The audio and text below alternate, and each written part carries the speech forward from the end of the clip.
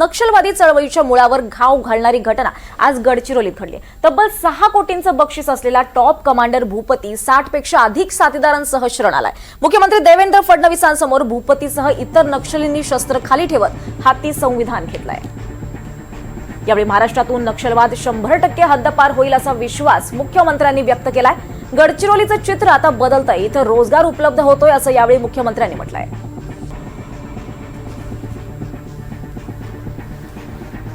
तर माओवादीचं देशातलं सर्वात मोठं आत्मसमर्पण आज झालंय। फडणवीसांसमोर 61 नक्षल्यांनी आत्मसमर्पण केलंय। यामध्ये भूपती हा नक्षलवाद्यांचा म्होरक्या याचा सुद्धा समावेश आहे। दरम्यान गडचिरोली पोलिसांचं विशेष अभिनंदन म्हणत फडणवीसांनी अभिनंदन केलेलं आहे। आज इतिहासातली अतिशय महत्त्वाची अशी घटना घडली। भूपतीसह इतर 60 नक्षलवाद्यांनी आत्मसमर्पण केलंय। मुख्यमंत्री देवेंद्र फडणवीसांसमोर त्यांचं हे आत्मसमर्पण झालंय। तर यावेळी महाराष्ट्रातून नक्षलवाद हा 100% हद्दपार होईल असा विश्वास मुख्यमंत्र्यांनी यावेळी व्यक्त केलाय। त्याचबरोबर त्यांनी पोलिसांचं अभिनंदन सुद्धा केलेलं आहे। मुख्यमंत्री देवेंद्र फडणवीसांसमोर भूपतीसह इतर नक्षलींनी शस्त्र खाली ठेवली आहेत आणि संविधान हाती घेतलंय।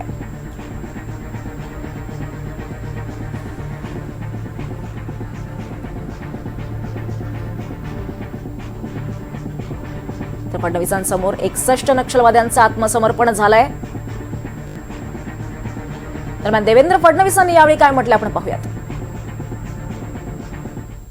ही सुरुवात आहे। आज गडचिरोलीचा विचार केला तर मागच्या काळामध्येच आपण नॉर्थ गडचिरोलीमधनं उत्तर गडचिरोलीमधनं माओवाद पूर्ण संपुष्टात आणला होता। कंपनी 10चे अगदी बोटावर मोजण्या इतके लोक अजून बाकी आहेत।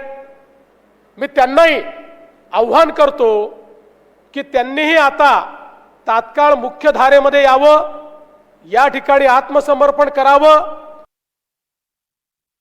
त्यांनी घेतलेल्या जाहीर भूमिकेमुळे आज 60 लोक तर या ठिकाणी आलेच आहेत, पण आता उरलेलं जे केडर आहे, जे छत्तीसगडमध्ये आहे, त्यांच्यामध्येही आता मोठ्या प्रमाणात ही भावना तयार झालेली आहे की आता आपण आयडियोलॉजिकल वॉर हारलेलो आहे।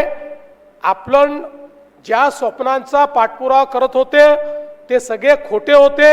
आपल्याला भारतीय संविधान हेच या ठिकाणी न्याय देऊ शकतं, अशा प्रकारची त्यांची भावना झाल्यामुळे मला विश्वास आहे की पुढच्या काही दिवसात छत्तीसगडमध्ये देखील मोठ्या प्रमाणात 100-150 केडर हा आत्मसमर्पण करेल, बाजूला तेलंगणालाही करेल आणि हा संपूर्ण तथाकथित तत्कालीन जो रेड कॉरिडॉर होता, या रेड कॉरिडॉर मधलं आता संपूर्ण माओवाद हा संपुष्टात येईल आणि त्याची सुरुवात ही गडचिरोलीने आणि महाराष्ट्राने केली।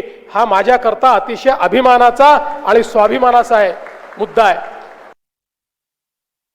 लॉयड स्टीलच्या श्री प्रभाकरन यांच्याशी बोलणं झालं आणि त्यांनी हे मान्य केलं आहे की हे जेवढे आत्मसमर्पित लोक आहेत त्यापैकी ज्यांची ज्यांची इच्छा आहे त्या प्रत्येकाला ट्रेनिंग देऊन चांगल्या प्रकारची नोकरी ही त्या ठिकाणी देण्याची तयारी त्यांनी दाखवलेली आहे। आणि त्याचसोबत आपल्या संपूर्ण पुनर्वसन पॅकेज मधनं त्यांची सगळी व्यवस्था ही करण्याचं काम देखील आपण करू। कुठल्याही पद्धतीनं आत्मसमर्पित व्यक्तीला कुठेतरी त्याची चूक झाली आहे असा पस्तावा न होता त्याचं जीवन सुधारलेलं आहे, अशा प्रकारची व्यवस्था आपण सगळे मिळून उभे करू।